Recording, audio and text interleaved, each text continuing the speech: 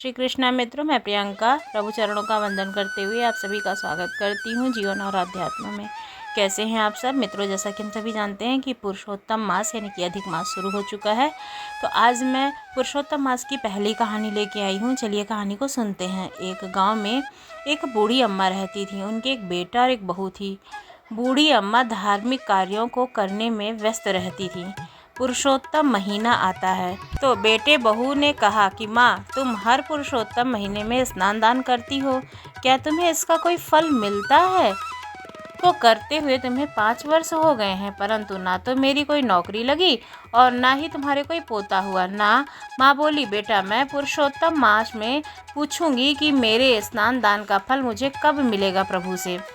इतना कहकर वह घर से जय पुरुषोत्तम भगवान की कहते हुए निकल गई। चलते चलते उसको रास्ते में एक आदमी मिलता है जिसे कोढ़ की बीमारी हुआ करती थी।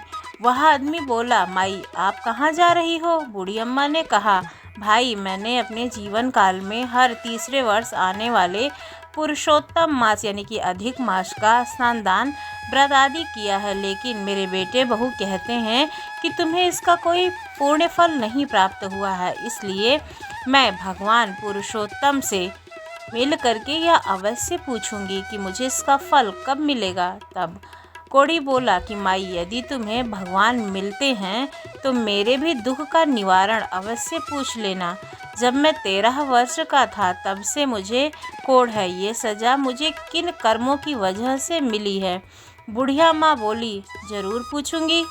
यह कह करके प्रभु का नाम लेते हुए जय हो पुरुषोत्तम भगवान की और आगे बढ़ जाती है।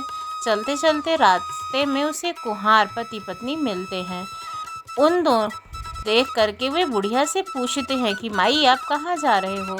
बूढ़ी अम्मा ने सारी बात कुम्हार को बता दी। तब कुम्हार सुनकर बोलता है कि माई, क्या आप हमारे दुख का निवारण प्रभु से पूछ पाओगी?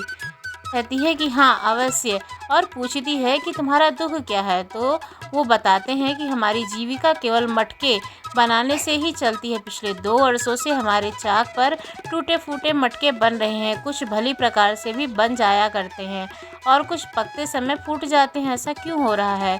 यह आप ज़रूर पूछना। बूढ़ी अम्मा बोली कि ज़रूर पूछूंगी, और इतना कह करके वो भगवान पुरुषोत्तम का नाम लेते हुए आगे बढ़ जाती हैं। कुछ दूर जाने पर उन्हें एक सर्प मिलता है। उसने कहा कि मैं तुम्हें डसूंगा। बूढ़ी अम्मा ने कहा कि जब मैं लौटकर आऊंगी तब मुझे डस लेना। अभी तो मैं पुरुषोत्तम भगवान से मिलने के लिए जा रही हूँ। तब सर्प ने कहा कि माई, तुम्हें पुरुषोत्तम भगवान मिले तो मेरे दुख का निवारण उनसे अवश्य पूछना। तो माँ कहती है कि तुम्हारा दुख क्या है? तो जो नाग होता है वो बताता है कि मेरी नागन जब भी अंडे देती है तो उसमें से एक भी सपोला जिंदा नहीं रहता है।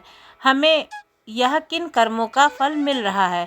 मैं ज़रूर पूछूंगी। यह कह करके वह आगे बढ़ जाती है और आगे जब चलती है तो उसे एक वृक्ष के नीचे बैठे हुए एक महात्मा मिलते हैं। उन्होंने पूछा कि बूढ़ी अम्मा आप कहाँ से आई हो और कहाँ के लिए जा रही हो?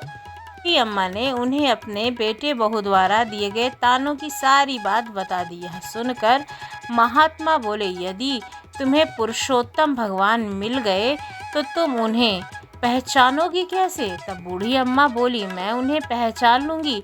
इतना कहकर उसने महात्मा को प्रणाम किया और बोली, जय हो श्री पुरुषोत्तम भगवान की। कहते ही पुरुषोत्तम भगवान ने उन्हें दर्शन दिए। भगवान ने कहा, बोलो तुम्हें क्या चाहिए? बूढ़ी अम्मा ने कहा, प्रभु आपके दर्शन होते ही मुझे सब कुछ मिल गया है, मुझे अब कुछ नहीं चाहिए।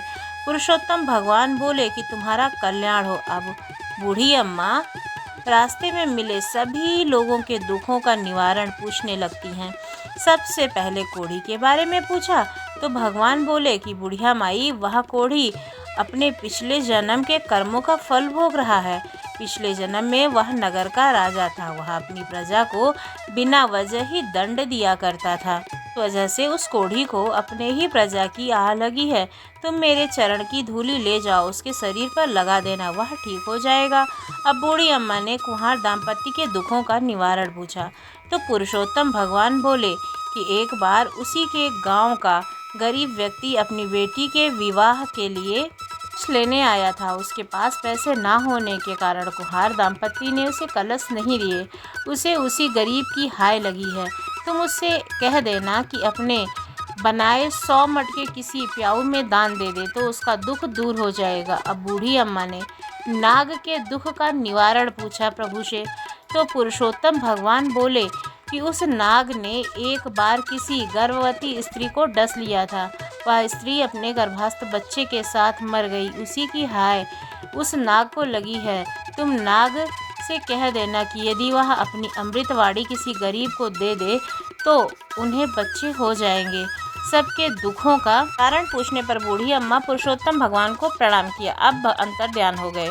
अपनी साड़ी के पल्लू से बूढ़ी अम्मा ने भगवान के चरणों की धूली को बांधकर फिर से घर वापस चलने लगी। से पहले बूढ़ी अम्मा को साप मिलता है। अब बूढ़ी अम्मा से वो पूछता है कि माई, भगवान के दर्शन हुए, मेरे दुखों का निवारण पूछा था क्या? बूढ़ी अम्मा ने उसे सारी बात बता दी। अब उसने कहा, माई, मैं गरीब आदमी कहाँ से ढूंढूंगा? मेरे मड़ी तुम ही लेकर जाओ, क्योंकि मेरे पास तो डर के मारे कोई आता ही नहीं है। बूढ़ी अम्मा ने वह मड़ी ले ली। वह आगे चली तो उसे कुम्हार दाम्पत्य मिले। उन्होंने कहा, माई, तुम्हें भगवान मिले थे क्या? हमारे दुखों का निवारण पूछा है। बूढ़ी अम्मा ने उन्हें सारी बात बता दी। दोनों कुम्हार पति पत्नी बोले, हम आज ही प्याऊ ने 100 मटके दान कर देंगे। अब वह अपने घर की ओर आगे बढ़ी और तब उसे वह कोढ़ी मिला। उसने कहा, माई, भगवान के दर्शन हुए क्या? मेरे दुख का निवारण पूछा था आपने? बूढ़ी अम्मा ने उसे सारी बात बता दी। फिर साड़ी के पल्लू से पुरुषोत्तम भगवान के चरणों की मिट्टी उसके शरीर पर लगा दी। थोड़ी चरण धूली बेटे बहू के लिए भी रख ली। भगवान के चरणों की धूली लगते ही उसका कोढ़ जो है वो समाप्त हो गया। खुश होकर उसने बूढ़ी अम्मा को बहुत सारा धन दिया। धन और अमृत वाड़ी लेकर अपने घर पहुंची तो देखा उनका छोटा सा घर बड़ा घर बन गया था। घर में अन्न धन के भंडार भरे हुए थे। बेटा बहू माँ को देख करके खुश हुए और पुरुषोत्तम भगवान के चरणों की धूली शीश पर लगा ली। बेटा बोला, माँ, तुम्हारे स्नान दान के पुण्य और भगवान की कृपा से मुझे नौकरी मिल गई है और तुम्हारी बहू भी अब गर्भवती है।